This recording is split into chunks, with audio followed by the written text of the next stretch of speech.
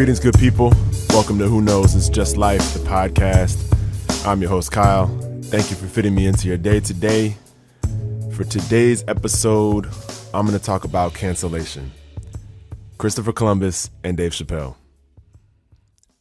I feel like I need to remind myself and you listening that this show is called Who Knows It's Just Life, which means I don't know and I'm learning, and that this episode or the show is an expression of that learning. And this episode, I think that feels particularly relevant because these topics are maybe a little harder than some of the ones I've talked about thus far. Maybe you disagree, but at least they feel that way for me. I felt a lot of hesitation and anxiety to even talk about these things because of how controversial they are, how much emotion they conjure up for people, including myself, which is entirely the point of the show. So I really, actually, a friend of mine said that, like, definitely do it because that's what you're supposed to be doing. So, so I'm doing it, and I want to, in the beginning of the show here,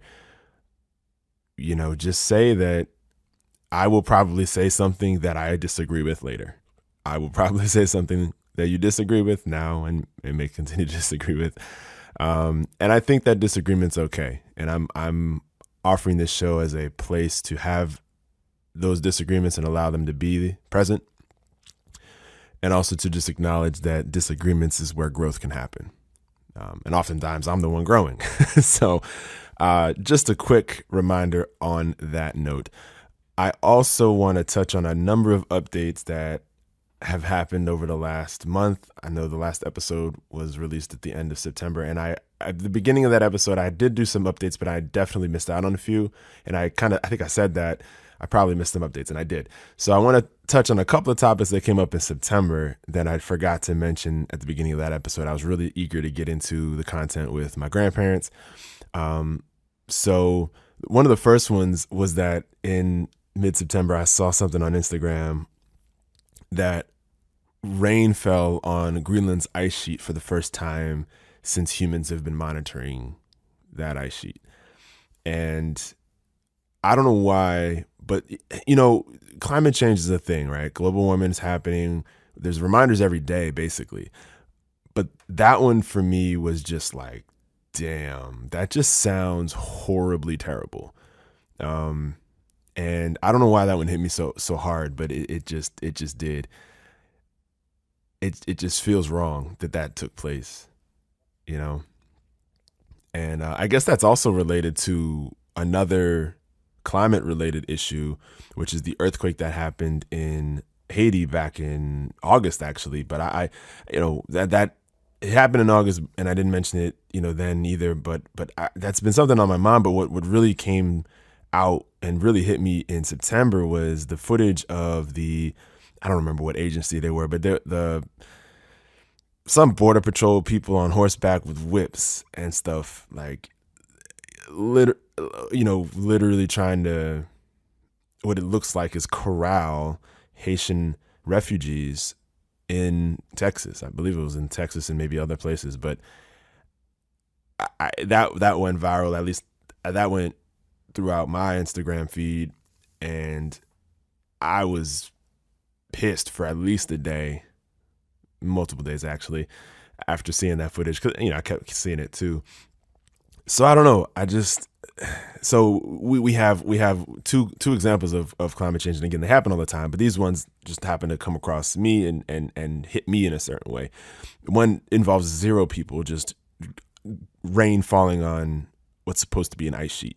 And then the other one is, a tragic earthquake 11 years after another tragic earthquake in Haiti. And, just the footage of what we saw last month it's just deplorable. It's just absolutely disgusting. It's just really, really disgusting. And that reminds me of a post I saw on Instagram by Adrienne Marie Brown, who had the series of posts about migration being an earth right. And that hit me too. I probably saw that a couple of weeks after the imagery from the Haitian refugees, the folks, trying to seek shelter and services and supplies from the aftermath of the hurricane. Aftermath of the earthquake. And the post just made a really simple point that when animals, when the environment is not conducive to their survival, they move somewhere else. And that's usually a fairly predictable migratory pattern for birds and animals of all kinds. But it's not always that predictable. Some animals just go wherever food is, water is, whatever, and it's not necessarily as predictable. It just goes with the weather, and it's just crazy when you think about how nuts we are as humans. We've created this idea of these borders that don't really exist, these nations that are figments of our, groupthink, collective imagination. Tribe, I think, is natural. Tribe's a small idea of just people like being together in a tribe, I think, is a beautiful thing. And I think that can be a healthy thing. But when we get to this bigger concept of nation, I think that's when we get to have these, we wind up with these problematic notions of who can and can't come in wherever. And I don't know, I just, seeing that footage and seeing that post, anyway, that just really struck me. So I really want to think more about that, think more about migration being an earth right. And we are humans. We are a sophisticated animal, but we're animals nonetheless. And we should be able to migrate around the planet just the way animals do. So I don't know. That was a big thing. I also did a deep dive on Haiti's revolution. I read Black Jacobins by C.L.R. James and also Avengers of the New World by Laurent Dubois. Yeah, I definitely want to continue to do more reading to tie the revolution and the origin of Haiti to what we're seeing today, because there's definitely a link there, and I just definitely want to get a more thorough understanding and appreciation for that history. So yeah, y'all know I'm a baseball fan. That came out last week as well. Last month I talked, my granddad talked about baseball and all that. So yeah. But so the baseball playoffs are taking place right now. And there was an incident earlier in the month where the commentators made I think both commentators kind of made, questionable, comments about a player. One of them was downright racist. The other one was problematic in my view, but nobody else really took issue with it. But one of the commentators was talking about Yohan Moncada, who happens to be a Cuban-born player, and he when this particular commentator was a manager, he was like, "Oh wow, I want one of those." For me, the way he said "one of those" objectified him and made the player. I felt like he was objectifying the player as an object, a tool for the game, rather than a person, a human being that makes a living playing a game, right? And of course, the manager commentating on the game, on the playoff game taking place, is white, and as I mentioned, Yohan Moncada's Cuban, he's Afro-Cuban, whatever. So there was already that there was already a weird vibe when that commentator said that comment. The commentator next to him said, "Yeah, I'm paraphrasing. He said something like, yeah, I would like 40 acres full of him." I didn't hear this live, because when I listen to the playoffs for baseball, I can't stand the national commentators. I think they suck. So I don't listen to them usually. So I wasn't wrong, because this commentary is terrible, obviously. And I'd rather listen to the radio folks of whoever does the radio broadcasts throughout the year and listen to the local teams broadcast. So that's more fun for me. Anyway, this was hella problematic. I saw my alert feed went off that it happened, and I went back and looked at it. And later in the game, he read an apology, which was basically like, "I'm sorry if I offended anybody, blah, blah, blah." But you could tell, both in how it was written and how it was delivered, that he had no idea why what he said was problematic or anything like that, especially since it was on the air, it was in the rush. I mean, he was probably still on work mode, still focusing on the game, trying to do his job, whatever. And so the whole thing just rubbed me the wrong way. It pissed me off.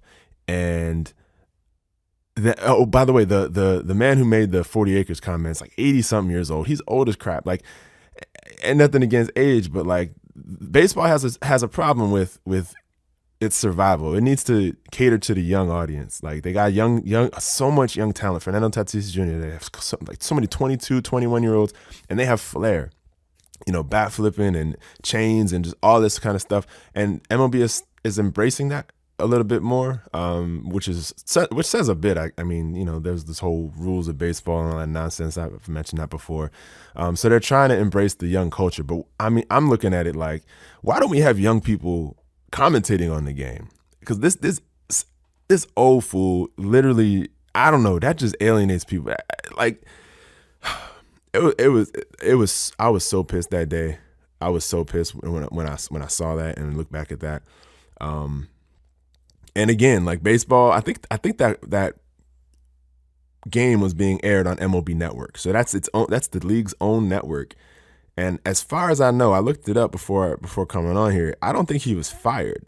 And MLB doesn't do that many games. I don't know what the terms of his. I don't know if he just had a contract to just commentate on that one game. I don't know, but like he apologized and that was it. There was nothing else. There was nothing else about it. Like even if I would have fired him. I would have he needs to go, and they need to make a commitment to have young, diverse folks commenting on the games. I've heard some radio and TV broadcasters are women now, which is great. Like that's decades late. I mean, obviously, yeah, it just pissed me off. I think baseball really laid an egg with that, and it kind of reiterates the same question that I had when I started the show, which was like, what do we do with problematic sports leagues?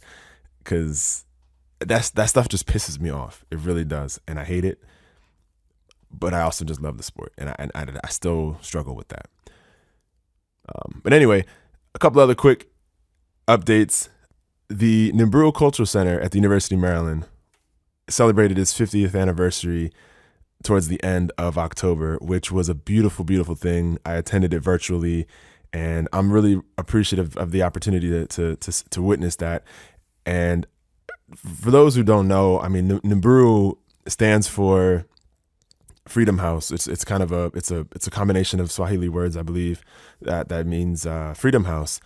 And it was basically the building is right next to the Stamp Student Union at the University of Maryland, and it was literally, I went to Nimbru way more than I went to Stamp, because it was home. If you're Black, Brown, Indigenous, whatever, like if you're a non-white person and active in that community, that was your home on campus. And for me, that was, I mean, the mentors there. I met so many relationships that changed my life. So many relationships, friendships that I still have to this day.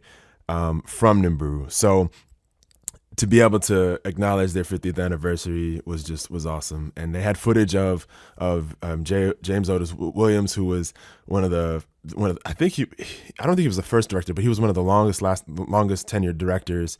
And he was instrumental in getting the building constructed the way it is now. Just hearing his voice, hearing his passion was just amazing. I heard his name, I knew his name. I actually received an award that was named for him in his honor.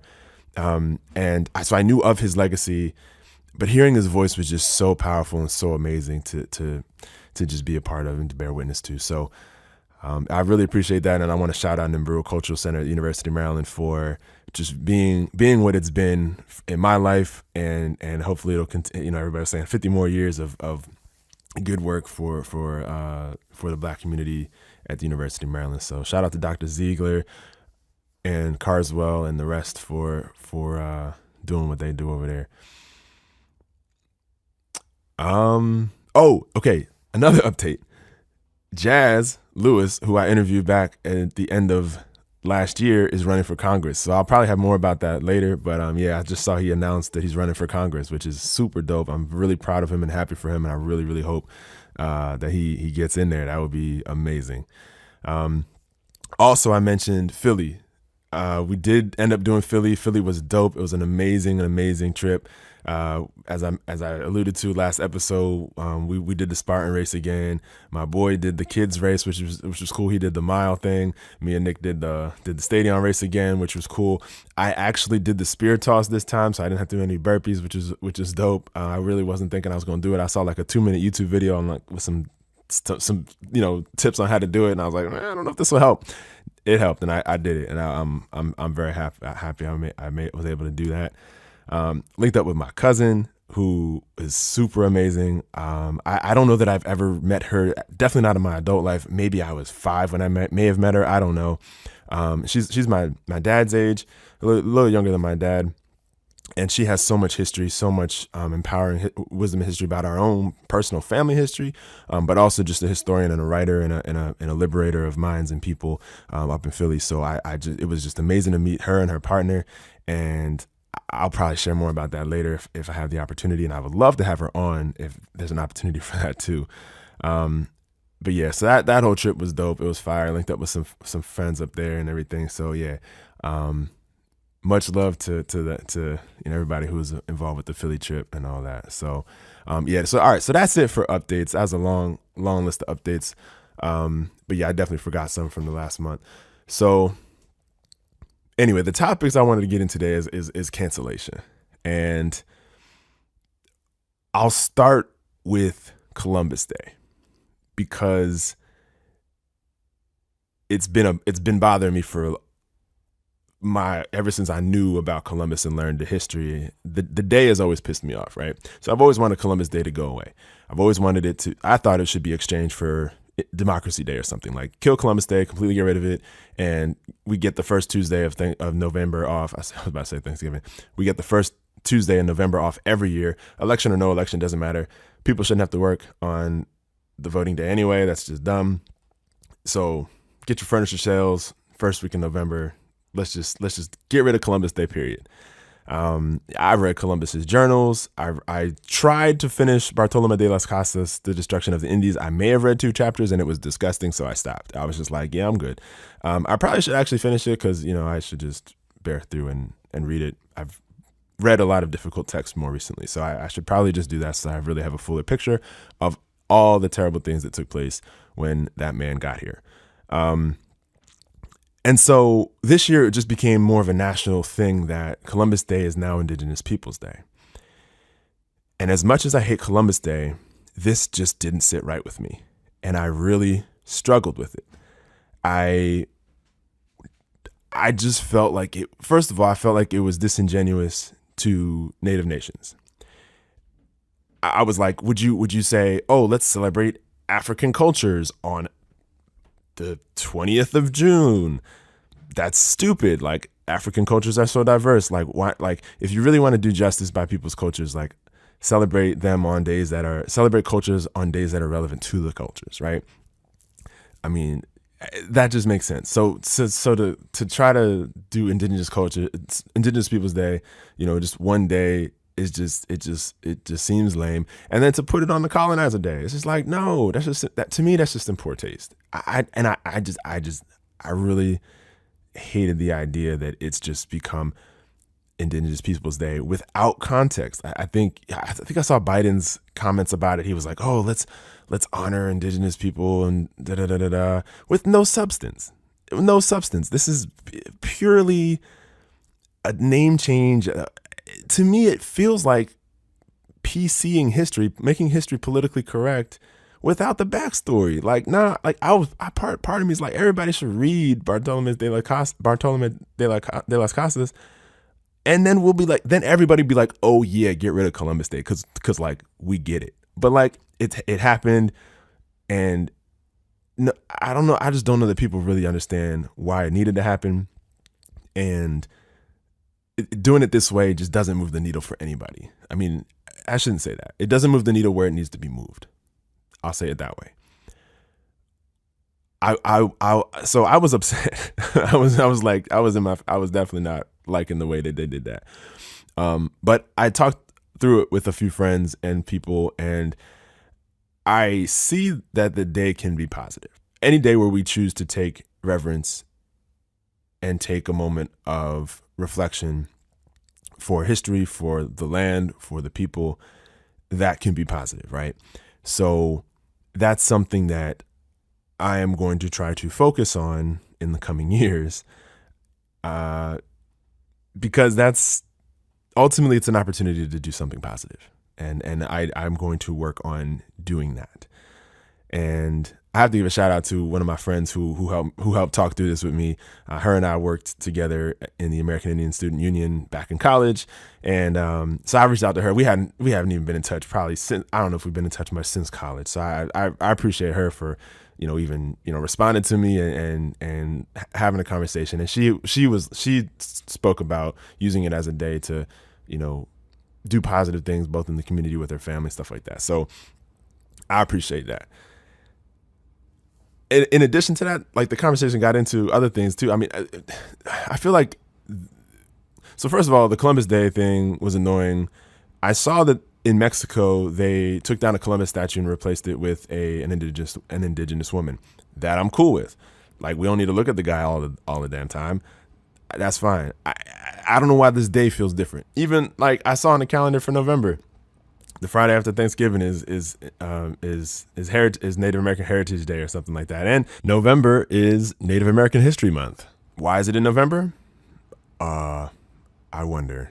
Thanksgiving, right? Picking November is not a indigenous centered choice. That just feels so disingenuous to me. The difference with Black History Month is that Carter G. Woodson, a black man, wanted to do Negro History Week.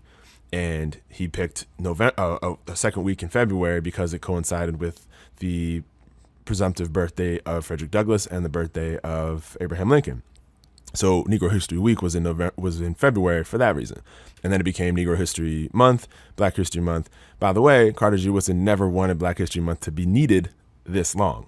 He thought, hey, once Black history is rolled up into American history, the way we teach it to our kids, we'll be good. Nah, we still have it because clearly that isn't happening. And critical race theory and all that kind of stuff is like, it's just sad. I'm chuckling, but it's actually tragic. But at least black people picked the date and picked the idea and the concept and all that. And then of course now we have all the heritage weeks and months and all that kind of stuff. And that's cool because again, like we've done a crappy job in this country telling the story that is accurate and true and includes the real true history from the perspectives of multiple other people, including the oppressed, those whose lands were stolen, those whose labor was stolen, those whose migration was forced, all those kinds of things. So I don't know. The whole Columbus Day thing is annoying. I hate Columbus Day. I completely hate Christopher Columbus, like my least favorite person in history, like by far. I'd have to think about that a little bit, but I want to say by far my least favorite person in history. But yeah, just the way it happened this year just didn't sit right with me. But again, I'm gonna calm myself down. I'm expressing the thoughts now because it was where I was at. I'm just being honest. Again, this show is about where you're at and just learning, right? So that's where I was at. But again, I'm gonna try to focus on positive cultural experiences for myself, and not even just cultural experiences, but positive movement, positive action, positive change and direction, moving the needle in my space and in the spaces I can touch. Yeah, so I'll end that one there.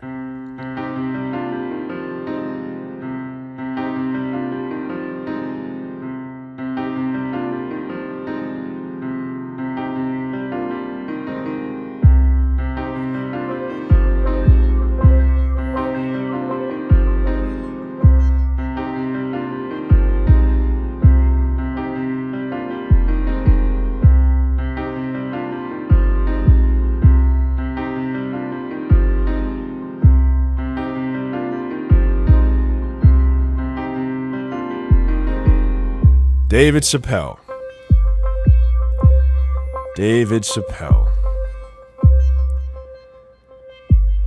So, I have been a big Chappelle fan. When Killing Him Softly came out, I probably knew the whole thing.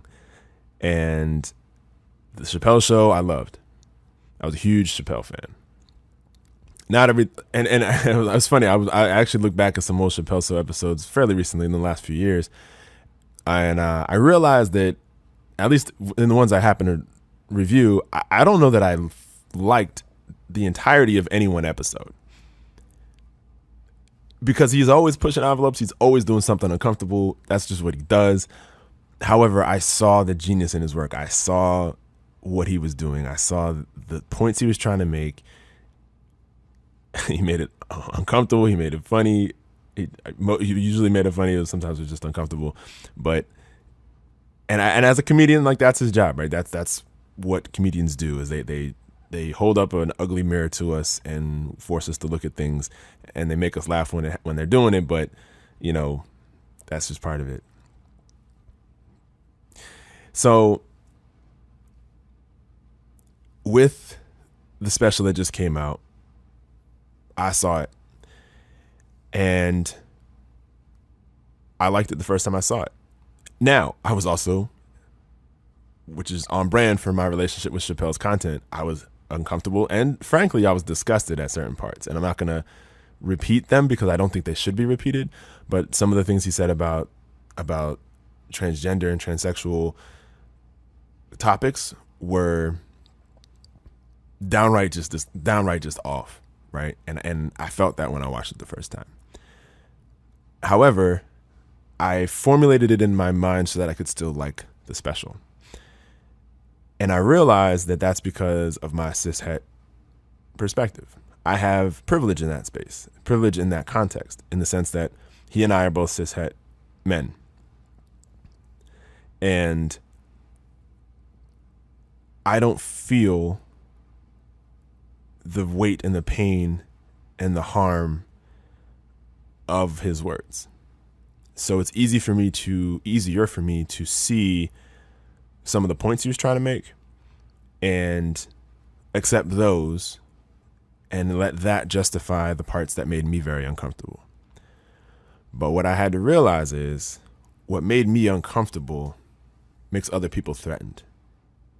And both just feeling threatened just in their spirit, but also in the real world.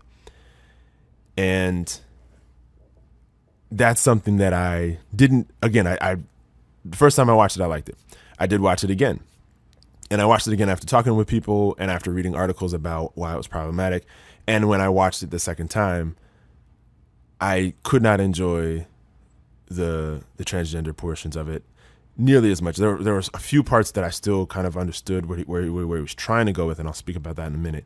But I was not okay with way more about it.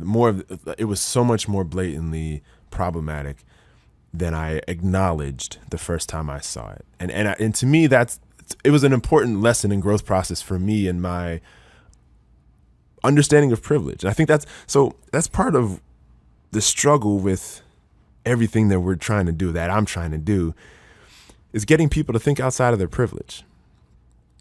I mean, for black people, it's like, all right, white people, like, get it together. Like, y'all are privileged. Like, do the knowledge, get the research, like, fix this shit. Like, y'all made this terrible situation, white supremacy, capitalism, all that kind of stuff. Fix it. Like, this is killing us. Like, and the environment. Like, let's just fix this. Come on, get rid of this privilege. Get rid of it. You know, but in this moment, with this experience, I kind of studied myself, and I was like, okay, well, here's a situation where I have privilege, and I had to intentionally do some work to understand those who were harmed by this, those who were affected by this in a negative way, and I rewatched it with that perspective as much as I could. So again, and this is just in the weeks, right? If I knew more people, if I actually had intimate relationships with people who had different experiences, different identities, different, I would feel it even more, right? And that's part of the process. Like we need to break down those barriers. We need to embrace people, and so one thing that he said in the show, one thing that came out in the show, which I appreciated, was that when his friend Daphne said, I don't need you to understand me. I need you to believe that I'm having a human experience. And he was like, yeah. And he that hit him. He got it at that point. And he said, it takes one to know one. And I understand what he was saying with that. So yeah, I think we need to just humble ourselves and realize that everybody's having a human experience, and we need to acknowledge that and give each other grace for that. Even if somebody, and I'm gonna say, even if somebody says something problematic, even if somebody does something that causes harm, like, we need to work with that and heal that, because there might be harm within them that's causing the harm. And that's a can of worms. There's a whole lot of work that needs to be done to heal. We need to heal, right? But we also need to stop traumas from being inflicted, which means stopping perpetrators from doing it, which means understanding why it's being perpetrated in the first place. So for men, like, why is violence against women happening? Why is violence against trans people happening? Why is transphobia a thing? Where does that phobia come from? And I think Chappelle I think Chappelle is uncomfortable with trans people, potentially. I think he is, or at least the concept of it or whatever. And I think that's okay. It's okay to be uncomfortable with something you're unfamiliar with. I think we've all experienced that with someone or something you're unfamiliar with. I think that's a human thing, to not be comfortable, right? Where he fails is that I don't know that he's really done, it doesn't sound like he's done any research to educate himself on the impact he's having. He mentioned back when he quit Chappelle's show, he did a show like in a small dive bar somewhere. And that was, I think he said that was the first time somebody stood up and yelled at him for being transphobic and had a bullet list of things that he was doing that was transphobic. And he kind of made a joke about it, like, hey, get her out of here, like, security, whatever. Which, he made it funny, which, that's a little problematic in and of itself.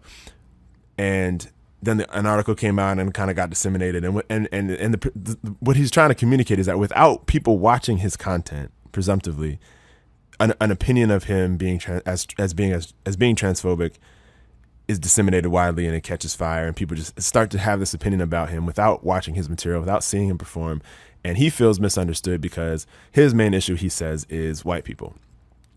But what even the closer fails to do, it doesn't do enough to acknowledge the intersectionality of these identities, right? Like you have race, you have sexual identity, sexual orientation, gender identity. All of these things are obviously intermixed, and race can be anywhere in those sexual, gender, sexual orientation. All those things can be intermixed in multiple ways, in multiple beautiful ways. And he keeps falling back on, my issue is not with trans people, it's with white people. As soon as I get white people in a corner, oh, I'm gay, or oh, I'm a woman, or whatever. And I think that's an extremely narrow and problematic way to look at it, because it's so much broader than that. And yeah, I don't know. It's just not. I feel like he's not seeing the full picture. And the reason he's not seeing that full picture is after he was heckled and after that article came out, and he didn't do his own research. He didn't I don't think he looked into what any of that means, any of what his messaging, how any of it was problematic. He used a derogatory term for trans people earlier in his career. He doesn't use that term anymore, at least I mean, not very recently, but I feel like he used that term longer than he should have after that experience. So I guess my point is that some people who heard of the talking points, heard of why he's transphobic, might write him off, say, oh, he's transphobic, because they heard it from somebody, right? Maybe that's a good way of protecting themselves. Maybe that works. His argument is that you're not listening to me. My argument is he's not listening to them either. He's not listening to the people who are saying they're hurt. And honestly, and so this gets back to like other issues. Like, so as black people, we feel unlistened to, we feel unheard, right? We feel like white people don't do the research. We feel like white people don't understand this, that, the third, even though they created it. Well, here's a situation where as a cishet black man, you have to do the research. You have to understand what your words are doing. This is an opportunity for you to understand your privilege in this context and be more careful and be more, diligent with what you're doing and your messaging. So I don't know that I kind of already got into the controversial piece with the trans community. I do want to acknowledge that the stand-up had some of what we love Chappelle for, right? Some of what I love Chappelle for. The whole Clifford idea, how to teach racism to children, that was pretty funny. It was funny. Like, it was just, whatever. And and what he said about the feminist movement was fairly accurate. I mean, he made it funny, but he talked about the Me Too movement. He criticized some of their tactics. He talked about how feminism excludes black women. And so he talked about some real stuff, and he made it funny, and he made it uncomfortable. But that's what he does, and I feel like he does that very well, and that's what I like him for, making those good uncomfortable points, making them funny usually, and that kind of thing. So I want to acknowledge that I even after reading articles about how problematic the stand-up was, there were still parts of that stand-up that were him being him and doing what he does well. One of my homeboys, when I was talking about this with a couple of my homeboys, and one of them was like, he does what he does well. Why would he poke this bear? Why would he go down this path and die on this hill? Why? You're smart. You can make money. You can do your comedy stuff. You can talk about a million other things and make the same or similar points. Why go in so hard on this particular topic? And my buddy was like, yeah, like he's out of pocket. He's out of pocket. And I didn't agree with him at the time. But this is, again, before I rewatched it, before I did a little research on my own. And I do feel like Chappelle was out of pocket definitely with respect to the trans community. But again, with feminism and even with the gay community, I think he made some good points. I mean, he mentioned the fight he got into in the bar, and he said he beat the toxic masculinity out of a lesbian. I mean,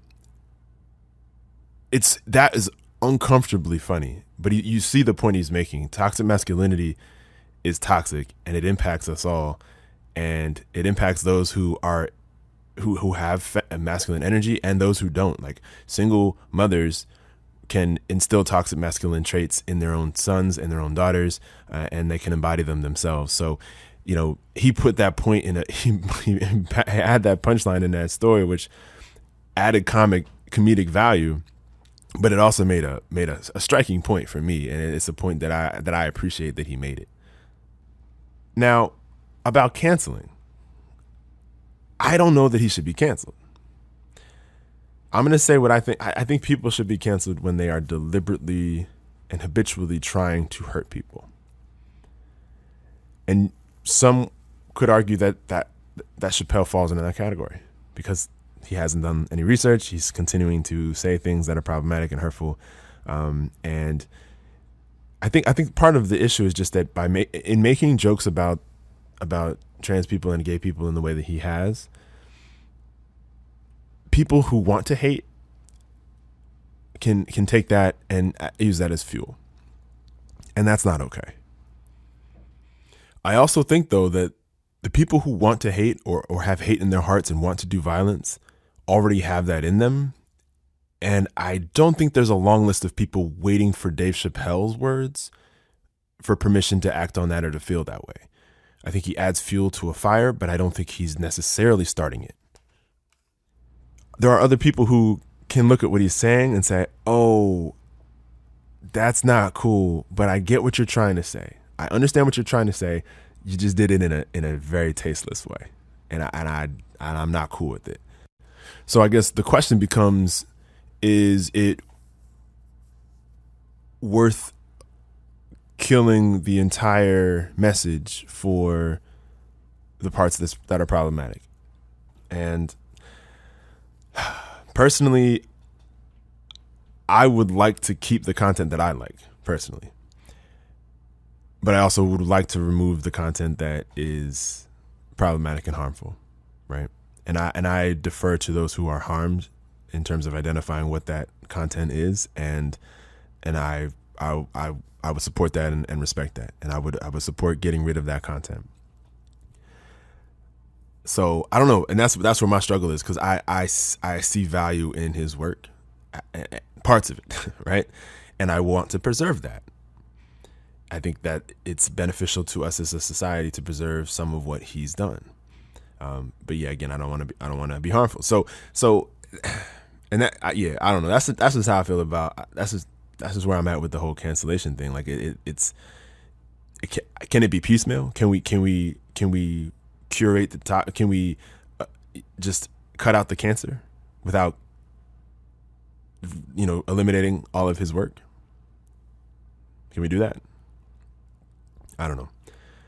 The other thing about cancel culture for me that just is frustrating is that a lot of times it happens when people are unaware. And I feel like if somebody is unaware, or if a company is unaware or whatever, we should hold them accountable, for sure. Hold them accountable.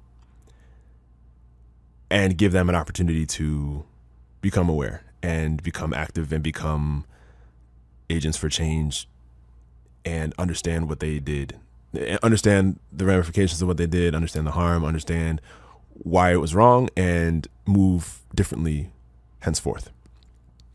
I think so the idea of canceling, maybe that's the word. Maybe I'm just hung up on the word cancel, because it really should just be a check.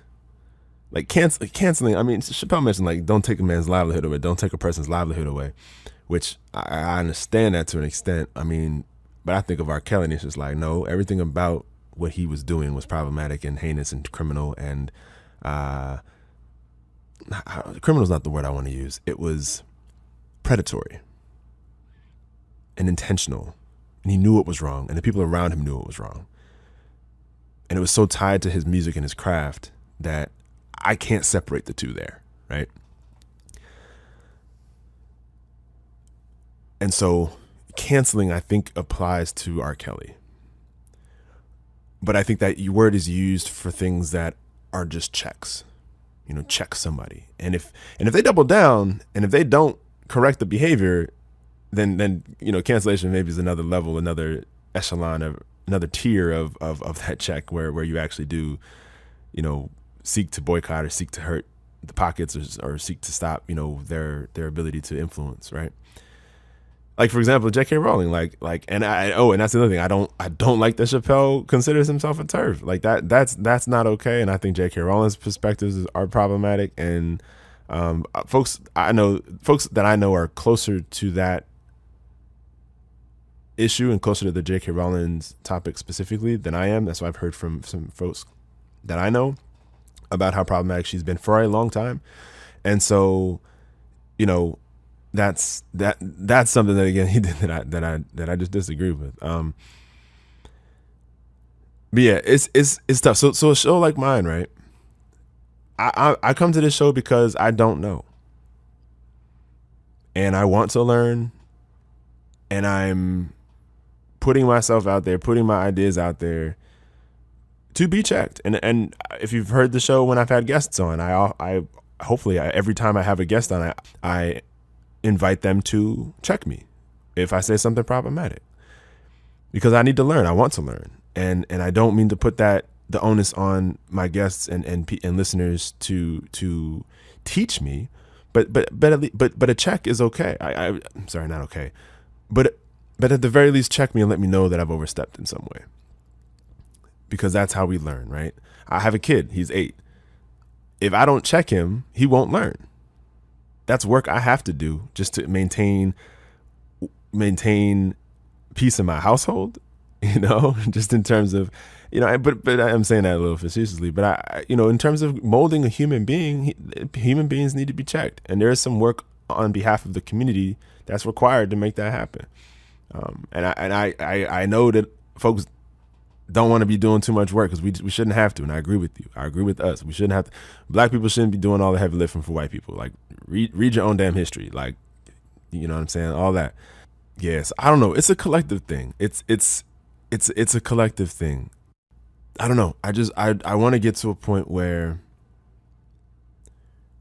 we can see our similarities and our differences and appreciate them, and join together where we see the similarities and fight against what is ultimately this white supremacist, capitalistic, patriarchal system that is really causing all of us harm, and the environment harm. And that's another thing. Part of what I didn't like about what Chappelle's doing is like the oppression Olympics, black people versus gay people, who gay people's movements going better or whatever. Feminism, like white version of feminism is successful to a certain degree. The LGBTQIA type issues are being brought to the forefront with a pace that may be benefiting from white privilege, and whatever, all that kind of stuff. That comparison can be made, but I don't know that it's all that productive, because again, there's intersectionalities here. So benefits for women, benefits for gay people, benefits for trans people are good, right? And are necessary, because at the end of the day, we're all being hurt by and harmed by the system that we're in right now. And so I maybe I'm just rambling. Let me stop. Let me stop, because this is an ongoing conversation. And I should probably have some guests on to talk about this more because it's complex, it's complicated, and I need help. I feel like I need help. I think, and in conversations in this episode, I've acknowledged conversations I've had with people and readings and stuff like that. So I'm open to that help. I'm open to the work, and that's what I'm here for. That's what this show is here for. One thing that I'll close with is an analogy he used in terms of tribe. He said that he talked about his friend Daphne, which, if you ask me, him bringing up Daphne kind of came off as, oh, I have a black friend. You know, I know black folks, we get frustrated with white people saying I'm not racist because I have a black friend. Well, I couldn't help but have a similar reaction when he brought up his friend Daphne.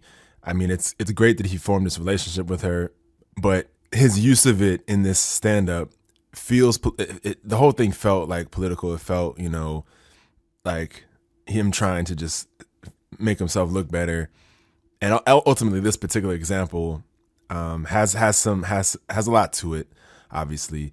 And unfortunately, she's not here to speak for herself, which is the tragedy of this all.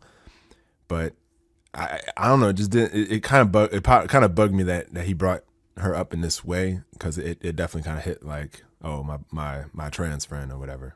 But anyway, back to the whole tribe idea. He mentioned how she has a tribe of the trans community and a tribe of comedians, or comedian family. And although I feel like he inappropriately used that as kind of a tool to make his point, I do think the idea of tribe is important, and that is key to who we are as people. And I think that when we're successfully done with a revolutionary shift that gets us away from this patriarchal capitalism, white supremacy, all this kind of nonsense, I feel like the solution looks like us finding our tribes and self-identifying them and being at peace within them, and then our tribes being at peace among each other. And in that view, tribes of comedians, tribes of, you know, comic books fans of, you know, tribes of, I don't know, people of whatever it is that makes you truly, truly you. Like, you know, link with your people, you know, on the things that actually truly make you who you are.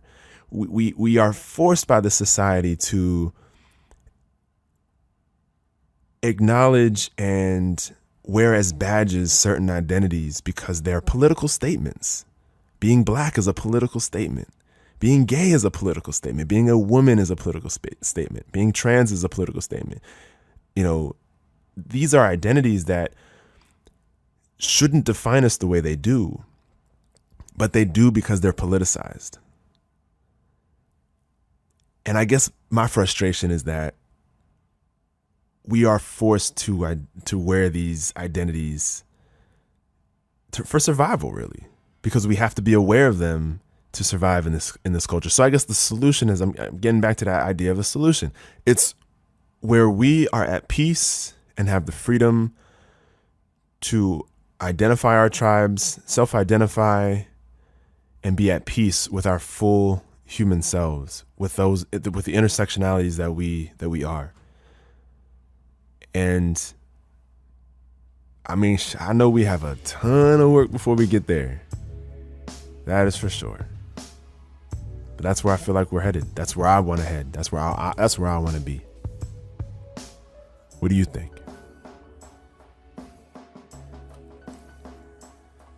Thank you for listening to this episode of Who Knows? It's Just Life, the podcast. I appreciate the grace you've offered to get through this episode. And I appreciate any feedback you have for me. You can get at me on Instagram at RealDadult. That's RealDadult. I look forward to any feedback on any prior episodes or any ideas for new episodes. I hope to catch your ear next time. Until then, be safe, be well. Peace.